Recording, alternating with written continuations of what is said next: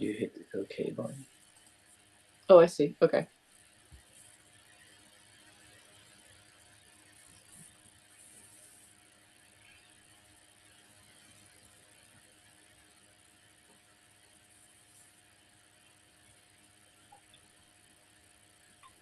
All right, looks like we're live.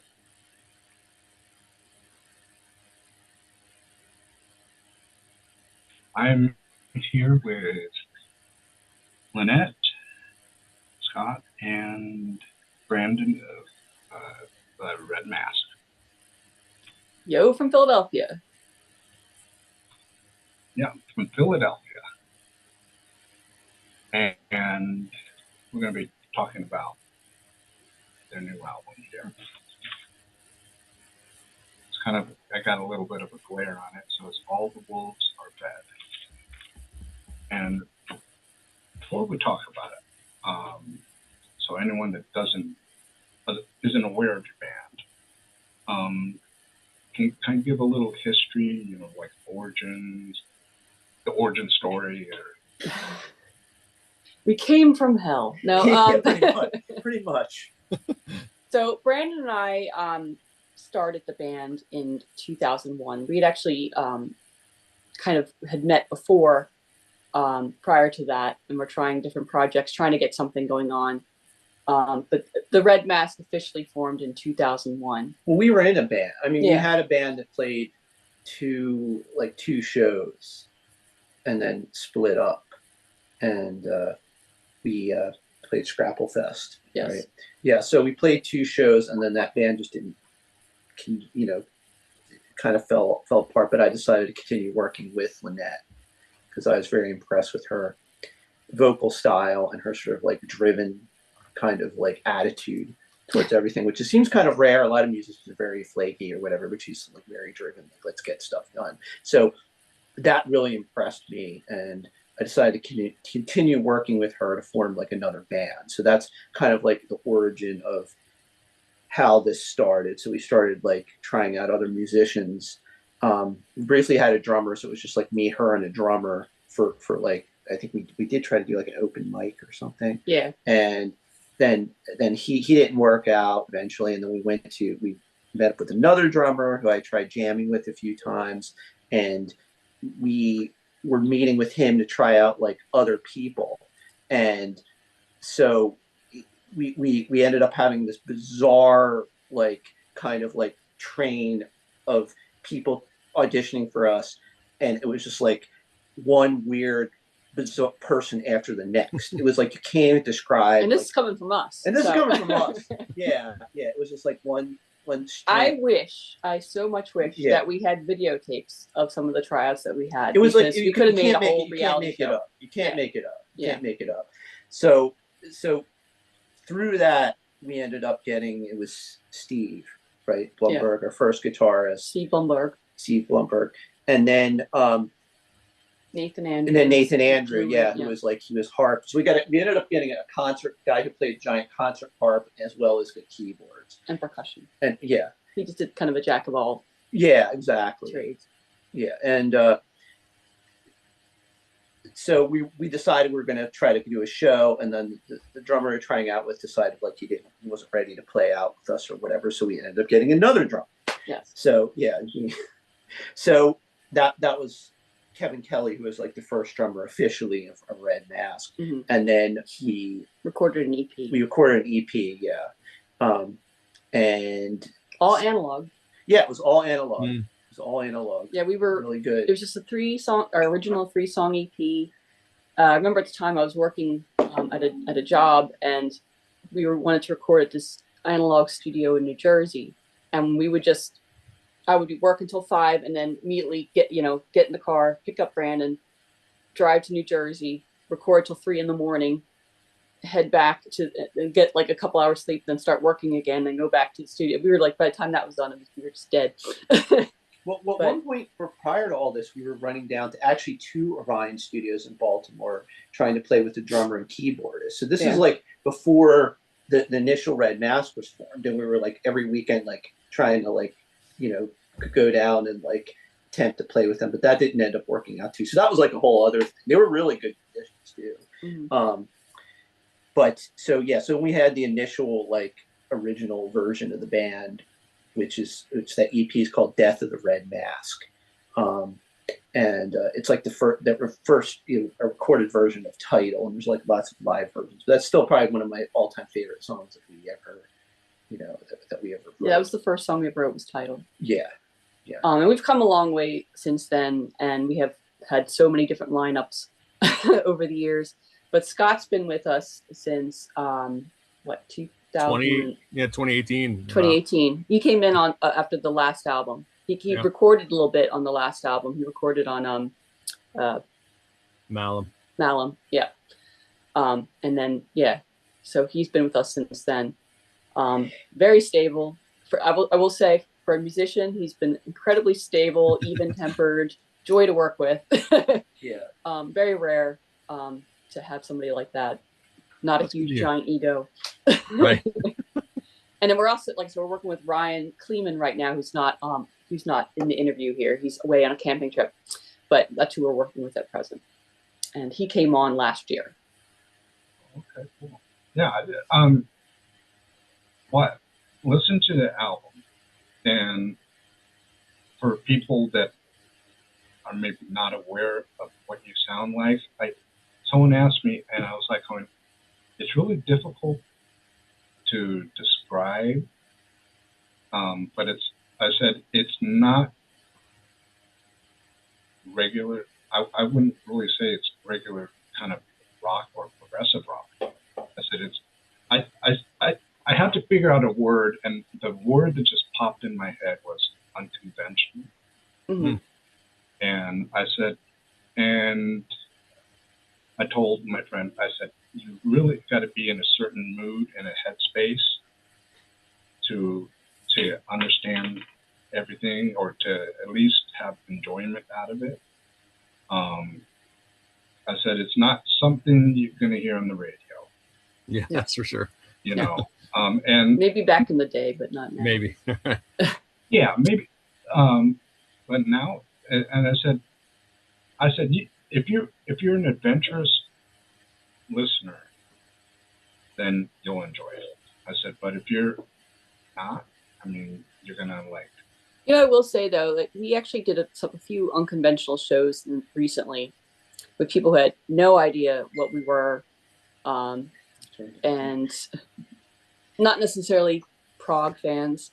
Like where we were playing just to regular people in the street, or else we played a DIY house show to a bunch of young kids who don't necessarily know where we're coming from, but we found people actually kind of connected to it because it was authentic. You know what I mean? This is authentic music, whether you like it or not. That's obviously, everyone's got different tastes, and that's fine. It's not for everybody, but people can see that it's authentic. And if you're playing, the level of skill that it takes to pull this off is difficult. And that being said, I'm not saying just because something's difficult makes it good. Right. But I think people can connect to what we're trying to do. At least I hope they can. But the recent shows we did where we played to kind of a brand new audience who's not familiar with our music at all, kind of gave me a little bit of hope, because they had no preconceived notions about what we were trying to do, and they really connected. We played this house show where it was a bunch of younger people. They were at one point during one of the songs, I think it was Fever Dreams, they start singing along to the chorus. And I don't know if that's ever happened in one of our songs. I was actually kind of shocked. And that was just really cool. Well, what I wanted to do, and then that's the whole goal was not to just be oh, we're going to be a prog rock band. And a prog rock band does this, and that. You have the keyboard solo, and then you have the odd time signature, and you have this. The goal was that I was influenced in listening to all these bands like King Crimson and Vandergraaf and Yes and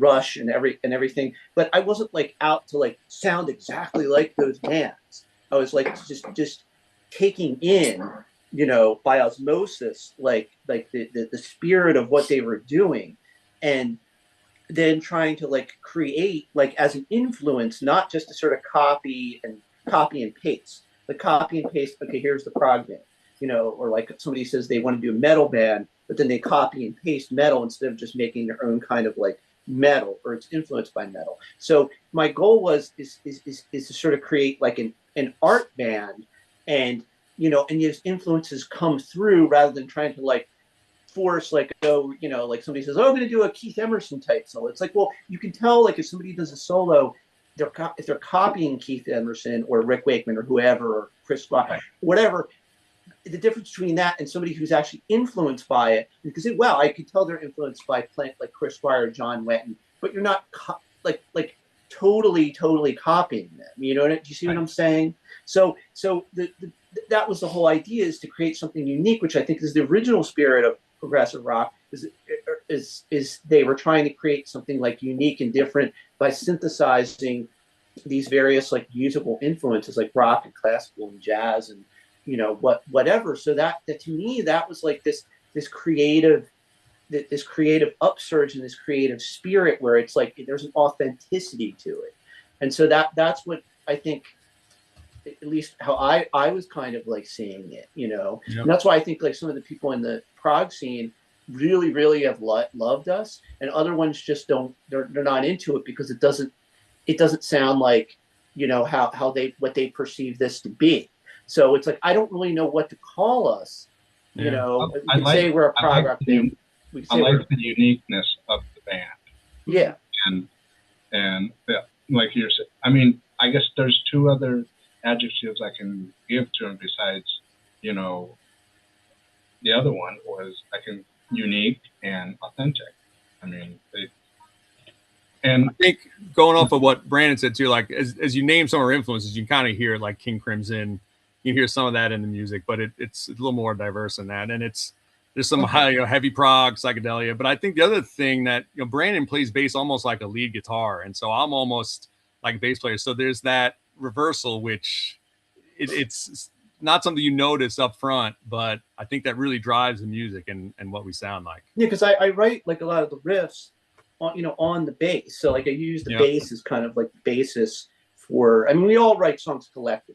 Yeah. So it's not just like there's one songwriter in the band. It's like everybody kind of like more or less writes their own parts or makes suggestions, and we kind of, you know, it's kind of, we've done organically, I would say. Yeah, and the last album, everybody, Scott, Jim, our old drummer, everybody collectively worked on that together.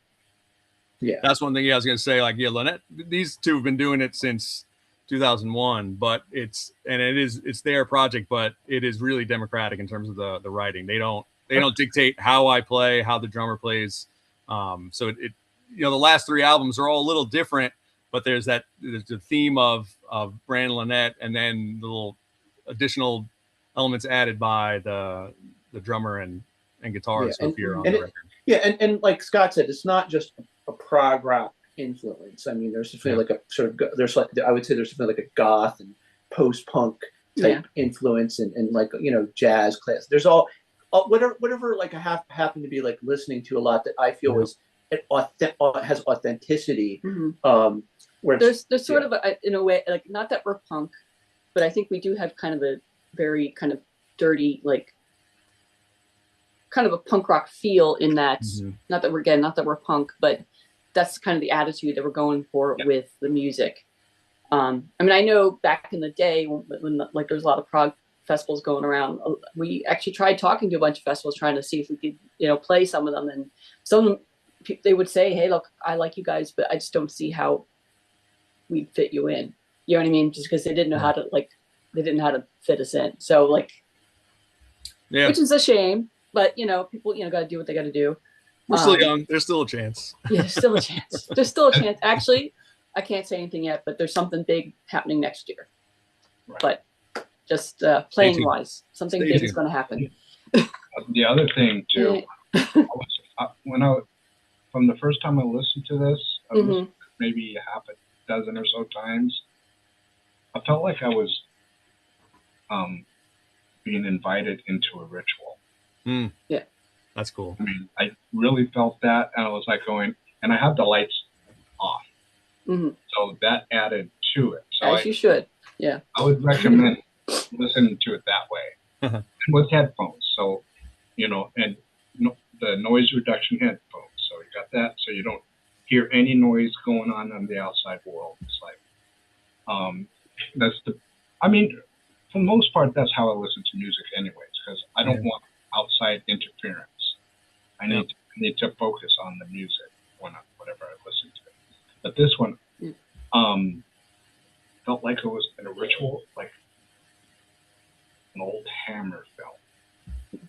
Nice. Well, that's a huge influence. That old Gothic horror that Hammer was so that they were perfect at. I don't think anyone's really gotten to that point since. I think some people have tried, but I think they tried too hard. Yeah. And I don't think they were. Exactly. It's like like I was saying before about the music. It's or the vibe you want to get. It's like saying, this is what I think that this like the vibe of a Hammer film would be. But a Hammer film has a certain charm and vibe that's really, really difficult to replicate.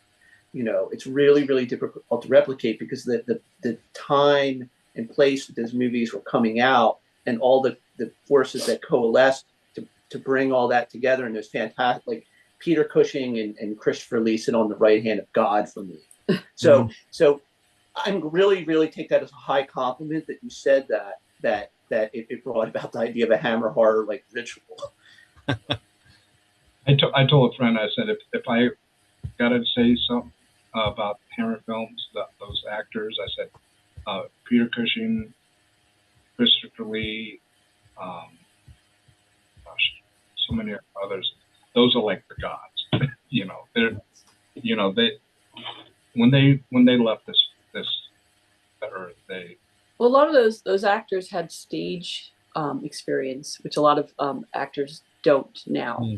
So they're used to like making a whole entire world on just a stage with not special effects, and they worked with very little, and they learned how to convey emotion and drama, and they just took everything did it very seriously. They're pros.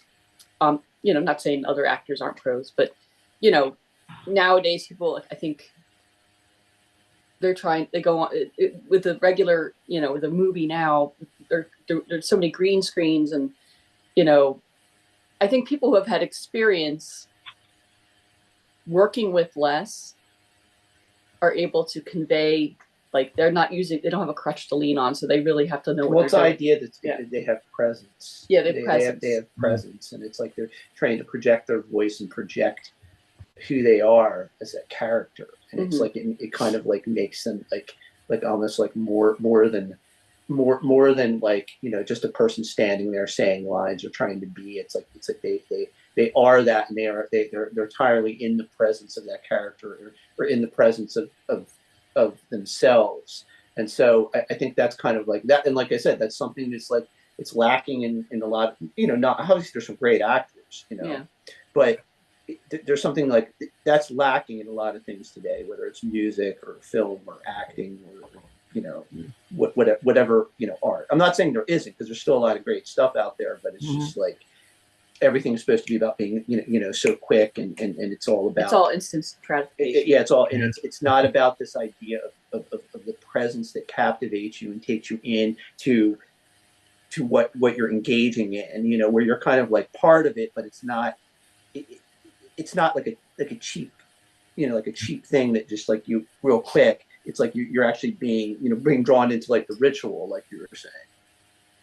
I like that you said it was the album's like a ritual around too. I think one of the things I was surprised at when the album came out the first time I listened through was the flow was really not something we planned, but worked out really well. How each song kind of ends and the next one starts is we wrote these songs each separately, and then we laid them out in the album. And I think it really works as a whole if people have the chance to listen to it as a whole, which is tough to ask these days. But it really I actually listened to the album the other day because I can now finally listen to it without having like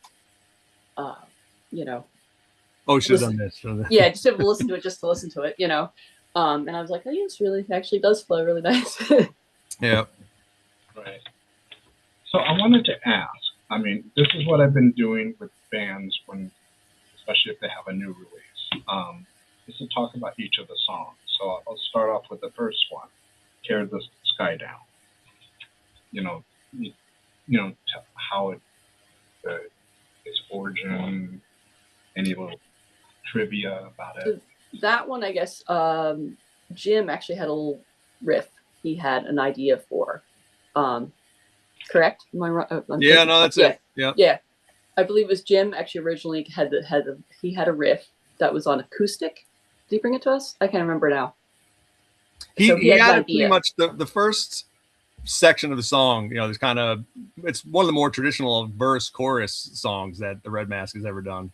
Mm-hmm. And that was all written by Jim. Now across the board, Lynnette handles lyrics. She's a fantastic lyricist. So that's always on Lynnette. But yeah, this song, Jim gave us the first two sections and we worked that out. And then we sort of stopped one time and Brandon moved right into the next sort of arrhythmic part. And then we moved from there into the last part, which is I want to say that it's a riff that I kind of came up with. So it really was like in terms of everybody contributing, that's kind of perfect example of that first song. Yeah, and I came up with the vocal melody, and the lyrics came about because at the time we were working on it, there had been some tornadoes in the area. So I had kind of like tornadoes in the brain. So that's kind of how I came up with some of tornadoes in the brain. So that's kind of how some of the lyrics came about on that one. And then if you listen, so we use wolf imagery a lot and howling. So if you throughout the album to kind of tie together different things. So we actually had a song. The very first song we wrote for the album was Howl. And so if you look at the lyrics, the word howl, like we almost came very close to calling the album Howl, but the word howl is used through several songs in the album. So it kind of ties it together. So there, even though this particular song is about tornado, we do talk about howling in it. Just the kind of the howling of the winds. Oh, cool. And then we do say all the wolves are fed in it as well, which is basically, you got your good wolf and your bad wolf. Yes. You're familiar with that parable. So we were basically saying they're all fed. Anything can happen. It's chaos. Yeah. It's chaos. But I also felt like it was kind of alluding to the end of a cycle. Mm-hmm. So I felt like the idea of, these wolves have been fed, and it's the end of a certain cycle and the beginning of another one. Kind of like you're familiar with, Hindu with the cycle, like the Kali Yuga, which is like sort of like it's supposed to be like the lowest point, and then we kind of go back to almost like into sort of a golden age at some point. So I was that was sort of alluding, that these sort of wolves of that cycle or some cycle have been fed, and now we're entering like into another phase of existence. So it's not like blatant, but I just felt like I wanted to also kind of allude to that, and also it's like it's sort of like your choice how you want to interpret it. Yeah. I guess that brings us the song Howl. The next one. You kind of pretty much anything else you want to add to that? We could talk for a while about Howl, I think. Yeah. Yeah, Howl's it's the longest song on the album. Yeah. That's I'm trying to think now. My memory's so bad. That one I actually came in with that riff. It's sort of in 7. Yes. And the first section and the last section are sort of use that riff as themes. We reverse it and change the feel of it, play it with a straight 4/4 in the bass and drums over part of it, and they also match the 7 feel in some part. And then the middle section is sort of Brandon keyboard focus, where everything kind of slows down before we work back up in the last section. But that was the first song we wrote for this album. Yeah, and that one section, the you will rise, the very kind of, it's almost like an incantation, the you will rise and you will fall. Mm-hmm. That actually references back to, and actually parts of this too, references back to Title, the song Title, which is the first song we ever wrote, because we talk about the Wheel of Fortune. And so that kind of references back to our very first song. where like the wheel, sometimes you're on top, but then the wheel moves and then you're on the bottom. All right, then Fever Dreams, you were mentioned that, you know, you had a young audience Yes. sing the chorus. I mean, for any band, for that, you know, that's not on a major label, you know, for them, they've never even heard us before. Like, so this is his first time hearing it, and they start singing to it. I couldn't believe it. Right there, that's to me, that's kind of cool. That it's almost like they kind of were in tune, you know, even though they have probably. Which you can hear. If you go on our website and go on the videos page, there's a live audio recording from that particular show. It was at the Gnome Hutch. The Gnome Hutch recording. So if you go to theredmasque.com and click on the video or the video page, there's a link there, and you can actually listen to the whole entire live recording. And also, there's we did play it. Co-show. We also played at the Co-show. Mm-hmm. So there's 2 live recordings out there that one you can watch, and one you can just listen to, where you can hear how we do play live a little bit differently than it is on the recording. Definitely. And that song things take a life of their own once you start playing them out live. Yep. And that song was kind of still evolving even when we went in to record it. Yeah. That one, that was a tough. Fever Dreams was a tough one to write. It was a strong, and now it's my favorite song to play live. I mean, it's I used to be afraid to play it. The first couple times we played that song, I was afraid to play it. We were debating over the time signature originally, and like the transitions are a little tricky. Yeah. I think the very first time we played it, so we had a show at Orion Studios right after the album. Actually, it was just before the album came out. And that was the first time we ever played that song live. And during soundcheck, we played it fantastic. Right. And then, of course, as soon as we played it in front of the audience, then we were like, "Oh, we screwed it up." It was a little looser. It wasn't terrible. It wasn't as tight as. But now it's Yeah. I will put a plug in for that Gnome Hut show too, if you can go listen on YouTube. There was a very intimate setting, and there was a lot of energy. You can kind of hear the band playing off the energy from the crowd. It was the band. So it's basically a DIY house show. So it wasn't like a. Is that thunder? Sorry, it's about to. Yeah, there's a thunderstorm outside, so excuse if it gets loud. But so it was a DIY house venue. Very cool, very cool people. It's just basically in the basement of this old building, this old farmhouse. And the audience was literally like I'm here, and they're like right here. And it was so weird because normally you're playing a show and you're on stage and you can kind of got lights and stuff, and you can see the audience. They're a little bit further back, and you're not like staring them directly in the eyes. But there, like literally, there's a guy looking at me like right here, and I'm like, "Hi there." You know what I mean?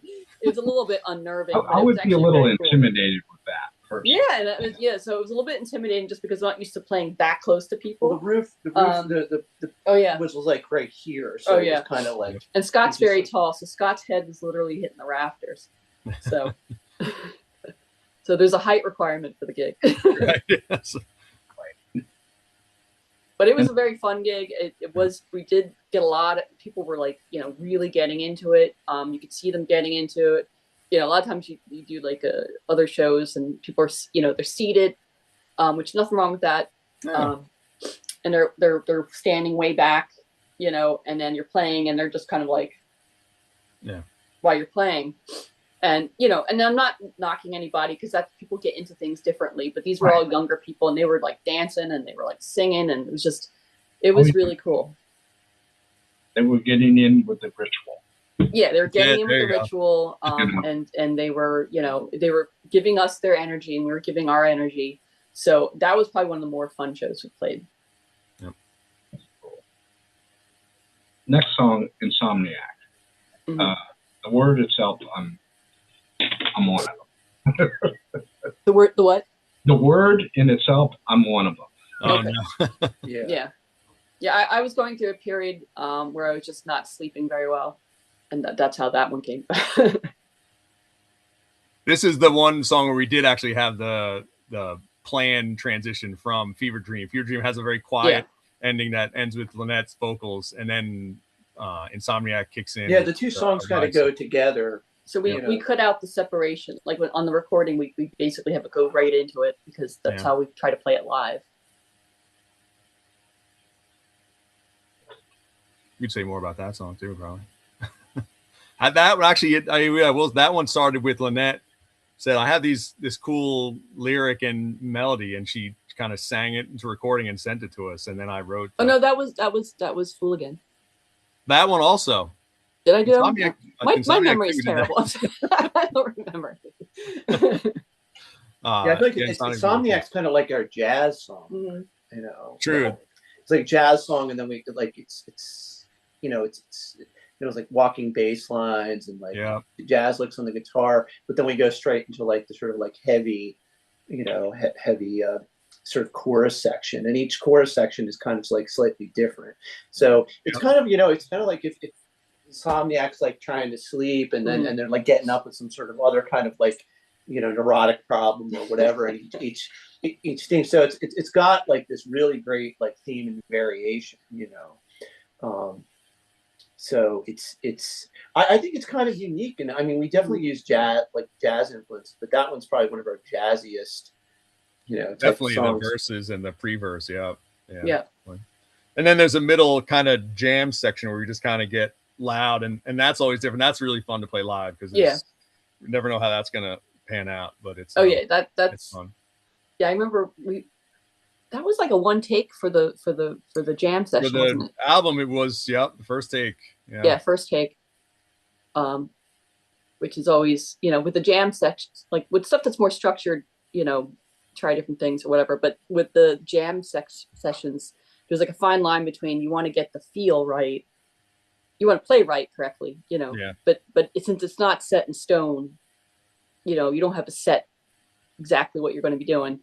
But the most important thing is to get the vibe right. Yeah. And the vibe was the best on the first take.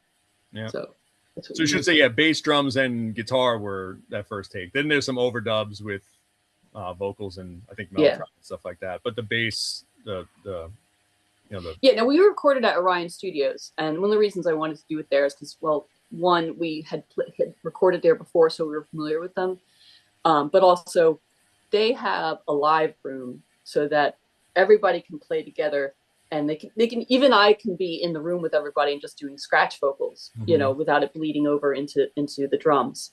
So I was able to play with everybody, and those guys were able to play all together with just their amps in another room. So that way it got a good feel for us, as opposed to a lot of other projects I've been in.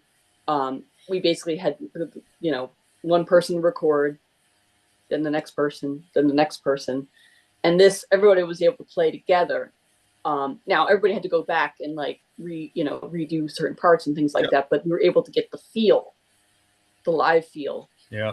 At Orion. And a lot of my guitar, at least, is from that first initial recording session where we were all together. Which I like because sometimes things sound stiff on a recording. Yeah. It's just hard trying to, like, especially with a band like us, it's hard to just, because we're not like a studio band. You really want to get that live sound, or at least the live feel, versus the kind of stiff, kind of sterile studio recording. Yeah. Yeah. Well, I kind of like when bands do that because if you add like all these little extra things going on, like sometimes I hear bands that have, they're a 3-piece, but they sound like there's like 10 people there. Right. And it's like, are you going to bring all those people that are helping you? Or are you going to bring them out on the road? Right. Well, I will say we did add in extra things that we can't do live. Like we had, like you did, like all kinds of synth parts that.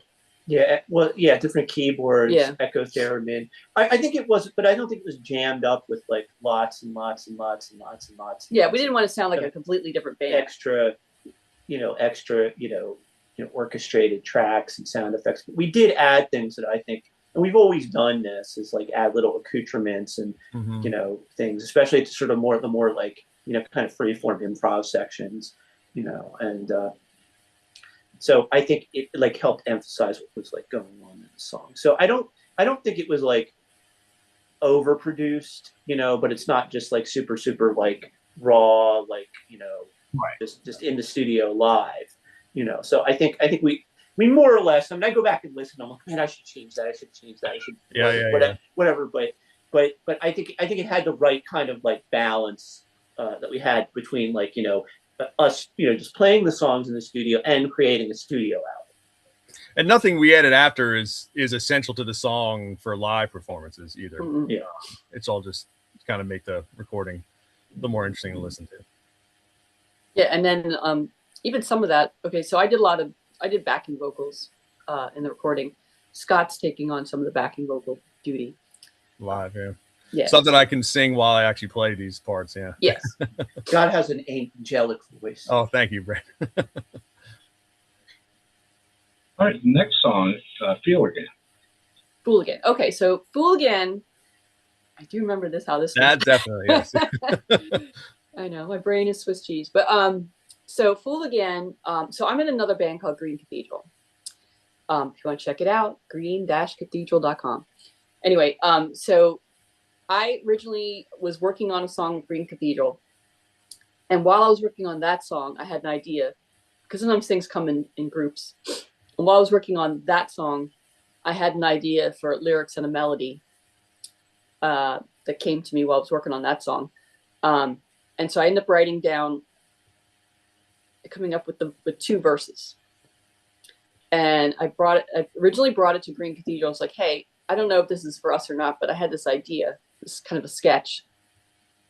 If this is something we could use, maybe we could use it. And they ended up not doing anything with it, which is fine. So then I thought, well, I kept thinking about it. I'm like, I really think this is a song. So I brought it to the Red Masque, and it's like, look, if we can, if this doesn't fit, that's fine. But if you hear something, let me know, because I hear something here.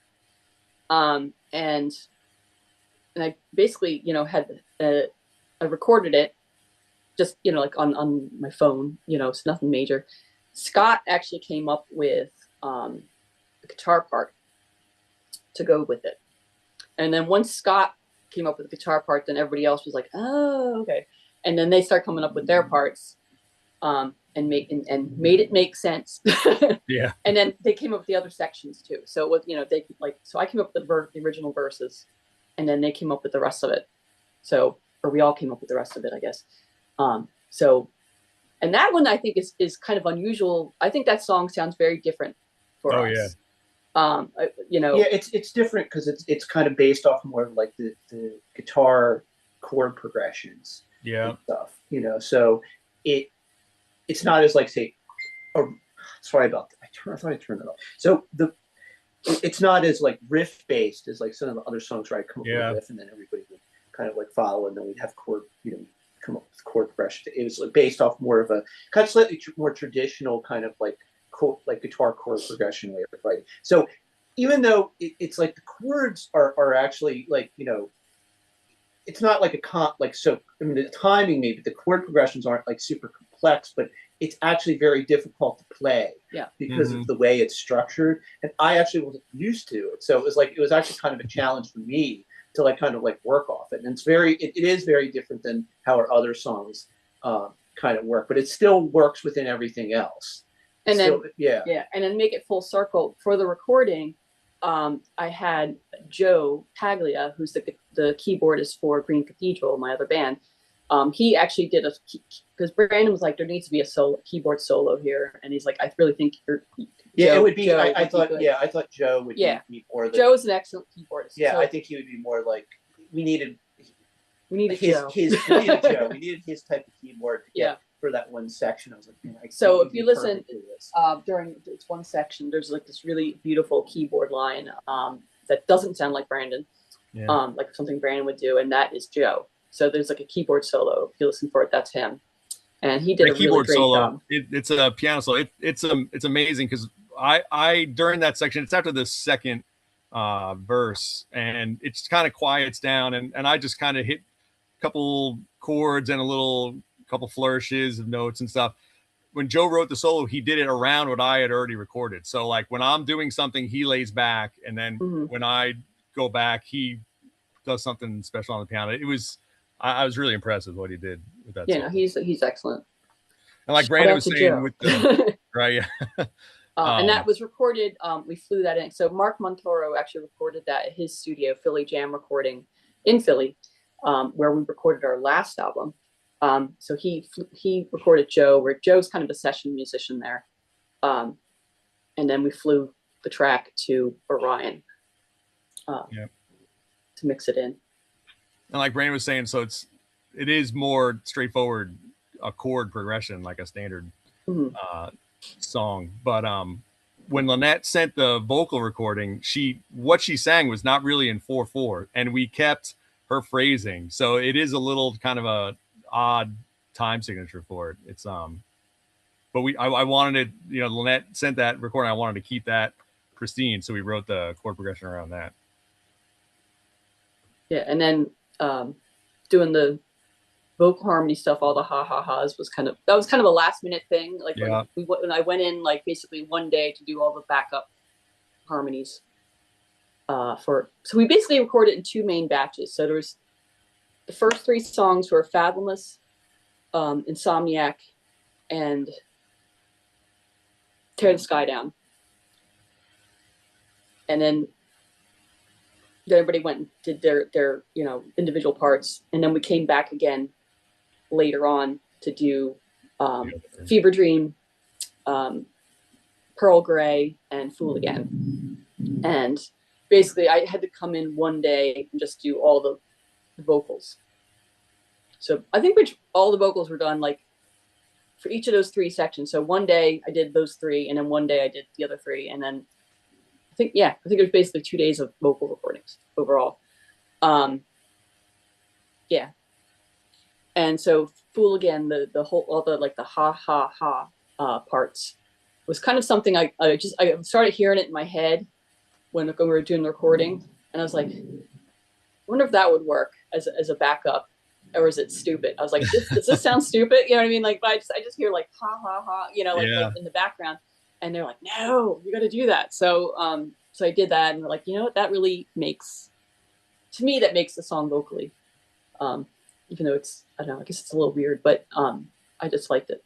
Oh, and then Joe actually added, I think he added in some keyboard padding right behind each of the ha ha ha's, because it's set to make it try to sound like a Fairlight, I think.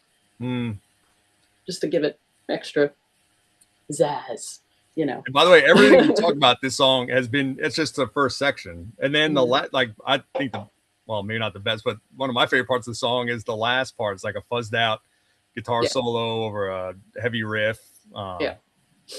That's it kind of has a little bit more of a sludgy doom metal-y kind of feel that we put at the last part, you know, which is kind of like, because the song is like, I can't say it's upbeat, but it seems a little bit more, you know, kind of like you know, kind of upbeat than some of our other stuff, and it kind of ends in this like kind of like sludgy, you know, variation of.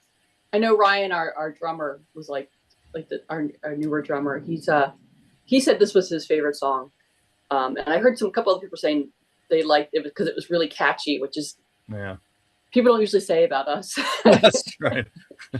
But I guess it's catchier than. We made it ugly at the end, though. Yes, we had to like drag it through the mud a little bit. All right, and the last one, Pearl Grey. Pearl Grey was the very last song we wrote, and that was basically Brandon and I were like, we need a shorter song on the album because everything is like at least 9 minutes. You know, we need like one shorter song. And I think you were kind of screwing around with the riff one day, and I just start coming up with melody over that. And the lyrics, I think I just sometimes like I'm driving around and just like phrases will come to me. And Pearl Grey was one where I was like driving around, and I had to I always have like a notebook in the car, and I like wrote down a couple phrases because they just kind of came to me while I was driving. And then I went to my studio later on and just kind kind of fleshed out more words. And then when he was, you know, came up with the initial riff, or he was just kind of, it wasn't even like a set riff yet. He was just kind of playing around, and I just had a melody, and I was just like, I'd start singing the melody.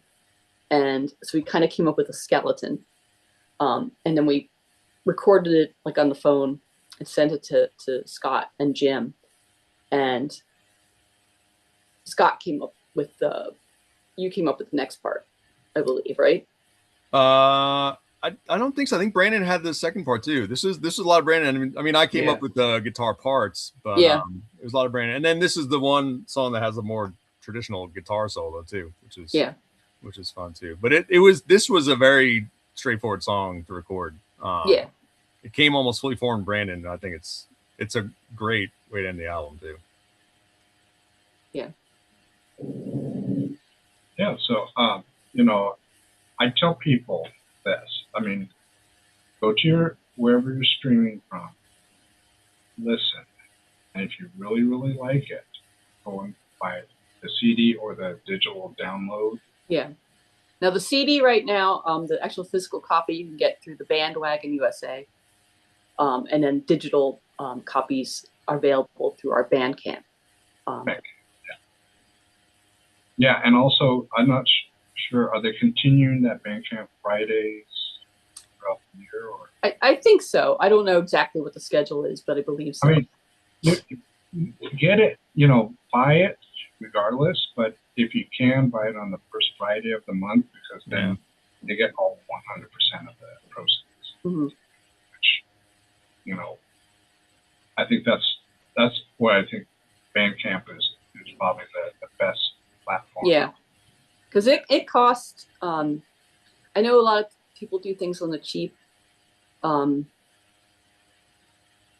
know, because they have to. But we did have to spend a certain amount of money to do this recording, because it was important to us that we go into the studio and just be able to record without having to worry about, like, we've done stuff before. It was like DIY recording, and while you do save money by doing it yourself, you end up paying for it in blood. So, you know what I mean? The amount of like stress, and like I was like, I really, really would like to be able to go in and have somebody else deal with the technical aspects of things.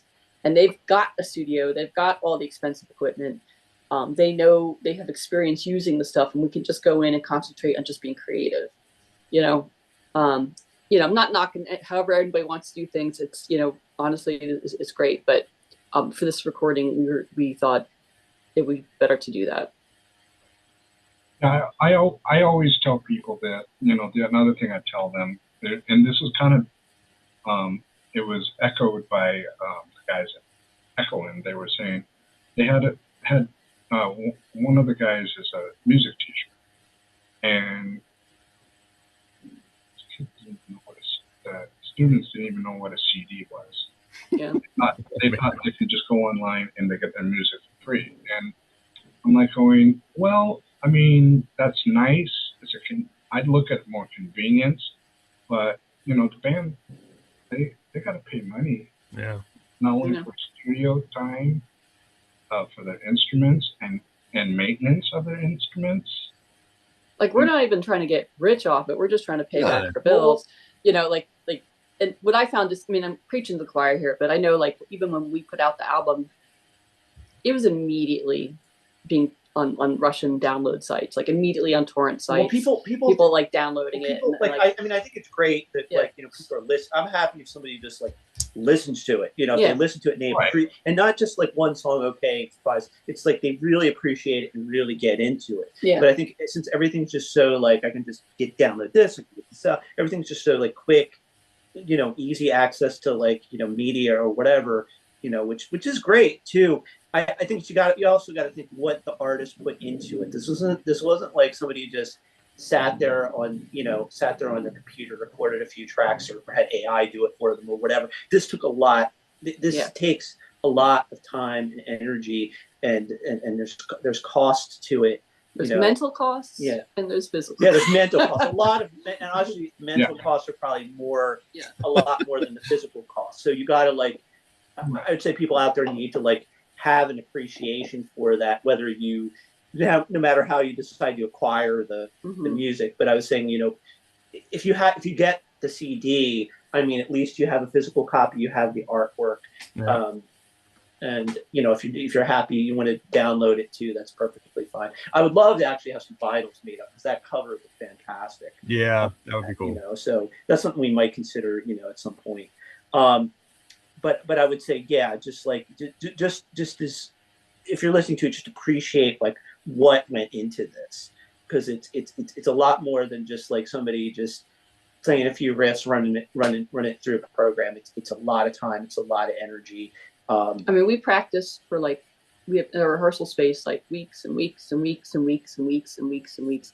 And I wish we could put, like, I know people are like, why does it take you so long between albums? Like, and I would like to speed that process up, you know, and hopefully we can. But you got to remember, everybody here has got other jobs, you know, and like I said, the mental and the physical and the emotional, and the actual physical costs. Like, you know, we had to fund everything. We're basically scraping pennies together to like, you know, pay for things.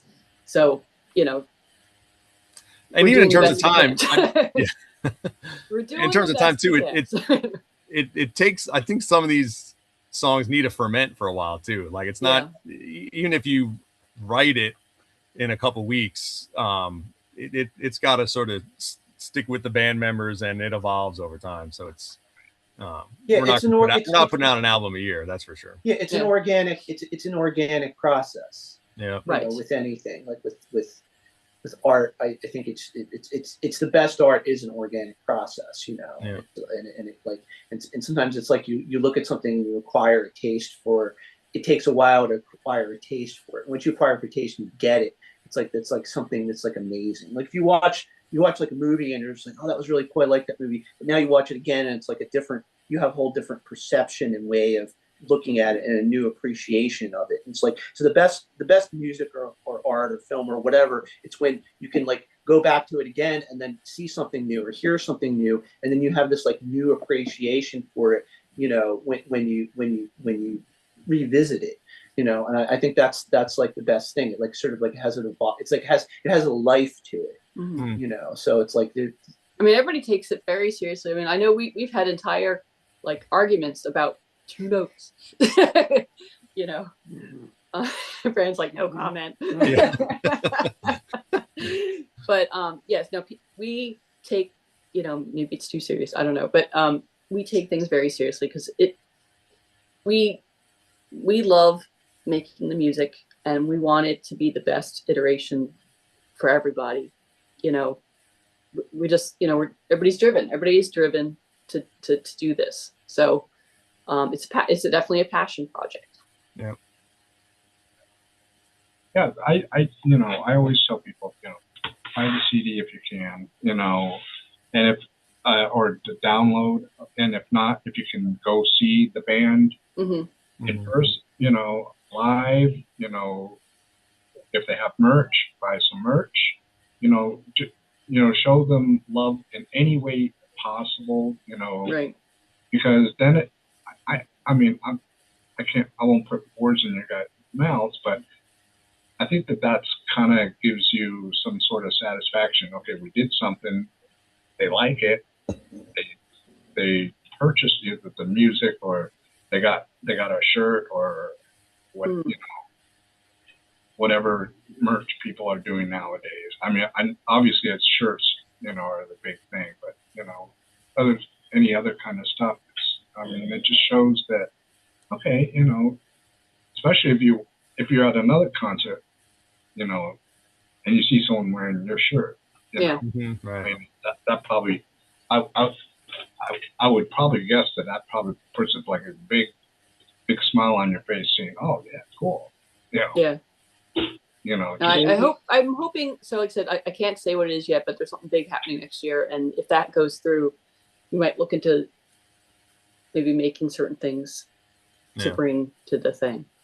Sorry if that's vague. That's very cryptic. We may do some things for the thing. So, you know, it's like, I'm gonna put a little All the wolves are fed. Yeah. Yeah. So it's not, you can see it. Yeah, I did the art too, so I don't know if who cares, but I did the art. Yeah, she does art. So, check her art on, she posts a lot of it on her Facebook. Yeah, that's actually my day job. LynetteShelley.com. If you can see my art. I'm actually going to be at a Prague festival. In New Jersey, Prague Stock in October. There's a festival called Prague Stock. Yes. They asked me to come and just bring some of my artwork. So I'm going to be having a table at Prague Stock with some of my artwork. So little crossover right there. Brandon might be coming too, just to soak in the vibes. But you can talk to us about the Red Masque if you want. But yeah, I'll have some of my art there too. That's cool. And I'm assuming the Bandwagon USA is a vendor there, so they'll have some of our CDs. Mm-hmm. So, anything else you guys want to add? Do you have any upcoming shows? For people. We might have something in September. We're still kind of nothing major. We did just play a festival, which was kind of fun. But I'm looking into booking some more shows. So if somebody wants to book us, just message me. Yeah, and I will say if shows happen in your area, you gotta, I think the live music scene is suffering. Granted, it's always been suffering a little bit, but especially I would say post-COVID. So Yes. A lot of people go out to some of the more major shows, but some of the smaller ones, like a lot of the clubs in the area, they're mostly booking either cover bands or tribute acts. So it's getting to be slim pickings for original acts. Although I've been kind of looking into some of the DIY scene, because they're non-traditional, they don't rely on necessarily bar income, and just the people there just seem to be it kind of reminds me of how things used to be. Like people go to a show because they were generally interested in the music, and they may show up even they don't even know anything about the bands, but they just know it's going to be a good time. They think it's going to be interesting. So I'm actually going to be looking, and they're also all ages, so that way more people can come out and see stuff. And they're not crazy prices. I know everybody's, everybody's economic situation is different right now. So I understand not everybody's got the income to just be going to show after show after show. But these are generally very low price shows, under $20. So I'm going to look into, and then usually they take, donations for the bands, and everybody gets paid, and it was nice. So I am going to look into maybe possibly trying to do some more DIY type shows, and then hopefully festivals, because I think a lot of the club scenes in the area, they're struggling. Just even we've done shows, and the bands were great. We did this show with this band from Tennessee. It was such a nice show that nobody saw. Well, people only come out to specific venues because they have to be. There has to be an impetus or a motivation, and it's just coming out on whenever to a bar or some venue on an off day or off night. If you don't have a big headliner, it's just they just won't come out. So you just got to go where people are going to come out, and the people want to come out and see music, not just hang out for your other friends. Otherwise, it's just the bands playing for the other bands, just to have a live practice. And that's usually the experience with most venues now. Is that you're not going to, unless somebody gets a bunch of their friends to come out, you're not going to get a big audience unless you've got really well-known headliner that can and plus those venues don't want to promote at all. They'll have a sign outside, maybe an ad in the paper, but they're not going to, they're not going to promote they do zero promotion. They do zero promotion. They just, that's not where their priority is usually. So you got to go to places where it's people are specifically coming out to go and see a band. Mm-hmm. And that's the number one reason. Otherwise it's we'll just hang out and watch some guy play for a few minutes. Yeah, whatever, my buddy's playing or whatever. It's like, it's not, you got to use a different strategy now than people used to do like a long time ago. So that's what I'll say. I want to thank you again, all three of you, for joining me. I mean, I know I had to reschedule a couple times, and I apologize for that, but I'm glad we got to do this. I'm glad we got to do this too. It's fun. I appreciate it. I really enjoyed talking with you guys and learning a little bit more about the album and a little bit more about the band. I've known about your band since its beginnings. It's just Ron, talking about authenticity. Ron is authentic. He's an authentic music fan. We've probably known you probably since the very beginning, right? Maybe 2001, 2002, 2001. Yeah, that's Wow. I've been listening really to this kind of music for like a little over 30 years, and 28 years ago, I just had a notion to start up a website, and then it just became a view site, and then it morphed into live interview site. So, I mean, I enjoy doing it, and I enjoy having bands on. I like to. It's kind of like my way of trying to introduce bands to other people that may not know that they exist, that I kind of think that they should know. Mm-hmm. It's like, I almost, instead of calling it a live conversation, I should have called it like bands you should know. Yeah, right. And it's like, because there's so much out there that people don't know where to look. That's it. Yeah. I mean, and there's so much content online. There's so, like, in one way it's great in that, like, back in the day, like, unless you were on a record label, you would never hear any of this stuff. Right. But there's also so much content online that it's hard to, like, find things. Yeah, it's weird, because I remember back in the day, we were always like, oh God, I wish we had more stuff out there. And well, we didn't get our wish back then. We got a wish now. Mm-hmm. And there's a lot. I mean, I remember there used to be, just the prog bands alone, there used to be maybe 10 to 20 releases a year. Now we're getting 10 to 20 releases a month. Yeah. And it's like overload.